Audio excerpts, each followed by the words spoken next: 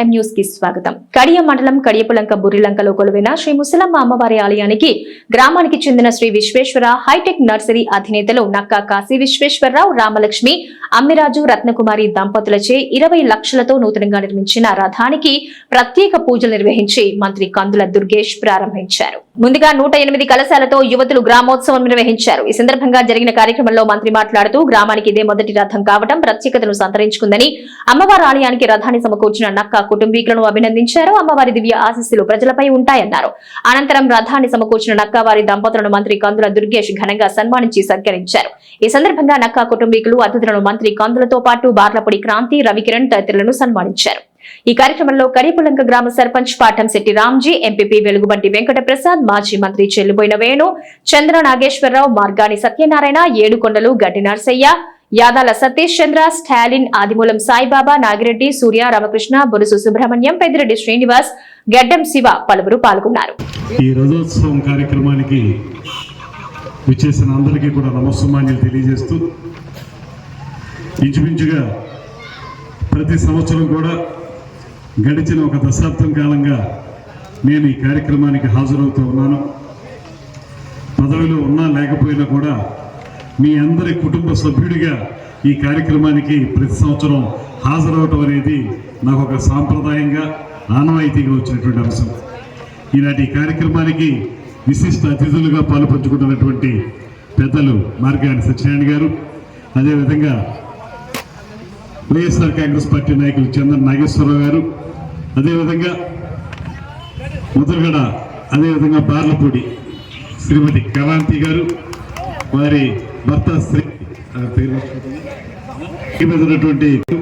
అదేవిధంగా ఇస్కాన్ చెందినటువంటి స్వామివారు, ఈ గ్రామ సర్పంచ్ శ్రీ ఏడుకొండల గారు, సుబ్రహ్మణ్యం గారు, వైస్ ఎంపీ గణపతి గారు, రత్నయ్యప్ప గారు, ఇంకా స్టాలిన్ గారు, ముఖ్యంగా చిరకాల మిత్రులు స్టాలిన్ గారు, ఇక్కడికి విచ్చేసినటువంటి 50 మంది కడియపులంక పరిసర ప్రాంత ప్రజానీకం అందరికీ కూడా నమస్సుమాన్యులు తెలియజేస్తూ, ఈ కార్యక్రమాన్ని నిరాఘాటంగా ప్రతి సంవత్సరం కూడా అత్యద్భుతంగా నిర్వహిస్తున్నటువంటి మిత్రులు శ్రీ పెద్దిరెడ్ల శ్రీనివాస్ గారిని, వారి మిత్ర బృందాన్ని అందరినీ కూడా ప్రత్యేకంగా అభినందిస్తున్నాను.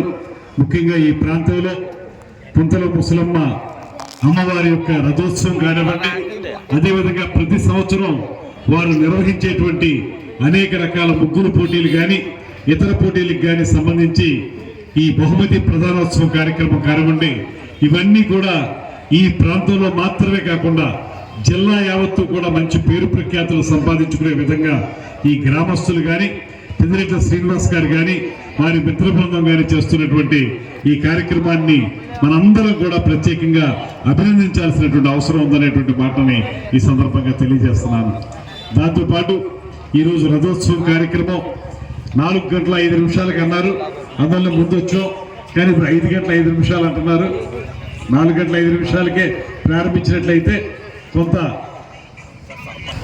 చాలా తొందరగానే ఈ కార్యక్రమాన్ని ముగించడానికి అవకాశం దొరుకుతుంది కనుక, దాంతోపాటు ఇప్పుడే మిత్రులు చెప్పిన విధంగా ఆంధ్రప్రదేశ్ రాష్ట్ర కళా సాంస్కృతిక వైభవం ఏదైతే ఉందో ఆ వైభవాన్ని పునరుద్ధరించాలని, కొనసాగించాలని, గడిచిన కొంతకాలంగా మనం చేసుకోలేకపోయినటువంటి అనేక సాంస్కృతిక కార్యక్రమాన్ని ఈ రాష్ట్రంలో తిరిగి మనం పట్టాలెక్కించాలనేటువంటి ఆలోచనతోటి ప్రభుత్వం అనేక కార్యక్రమాలను చేపడతా ఉంది.